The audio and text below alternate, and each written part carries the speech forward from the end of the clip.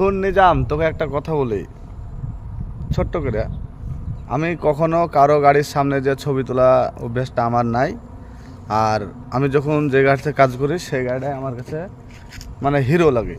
কারণ কি জানিস তো, যখন যে গাড়িতে আমি ডিউটি করি সেটি আমি ভাবি যে এই গাড়িটাই ঠিক আছে, এটাই সব থেকে সুন্দর আর এটাই সব থেকে মানে কী বলবো বলতো, বুঝালে। আর একটু বোঝাচ্ছি, ব্যাক ক্যামেরা দ্বারা গাড়িটা দেখ। তোদের গাড়ির মতো যদিও না হয়, তোদের থেকে কিন্তু কমা না। তোরাও সে ট্রান্সপোর্টের মাল বয়ে বেড়াস, রাস্তায় ধরে। তোদের গাড়িটাও ওই বাড়িতে বিছনাতে খাটের ওপর থাকে না।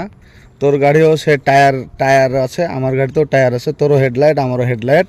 হ্যাঁ, তবে রংটুকুন একটু খারাপ। তাই বলে ভাবছিস যে তোর কি এবার সোনার হরিণ নাকি, যে তোর গাড়ির ছবি তো মানে তোদের গাড়ির ছবি তুলতে হবে। হ্যাঁ, গাড়িটা আবার যদি এরকম ডায়লগ দিতিক যে আমার গাড়ি, তাহলে আমি মানতাম। কাজ তো করছিস পরের, তাওয়া করছিস খালাসি। গাড়িটা আশা করি তোর নিজের না, আর তোর অতটা ডায়লগ দেওয়া মানায়ও না। কেননা এই গাড়িটা আমি ডিউটি করছি, গাড়িটা আমার বাপেরও না। গাড়িটা আমি ডিউটি করছি, জাস্টলি ডিউটি। যতদিন থাকবো ততদিন ভাববো যে না, নিজের মতোই চালাবো, নিজেরই গাড়িটা ভাবেই আমি চালাই যখন যে গাড়িটা চালাই। তো গাড়িটার চেহারাটা দেখ, লুক দেখ। পাবলিক যদি বলে যে তোদের গাড়ির থেকেও খারাপ, আমি 100 বার মেনে নেবো যে না, তোদের গাড়িটা নতুন গাড়ি। তোদের গাড়িটার বয়স কত বলতো?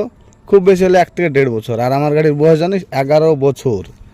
ভাবতে গেলেও মরে যাবি, মানে 11টা বছর যে তুই বেঁচে থাকবি তার কোনো গ্যারেন্টি নাই।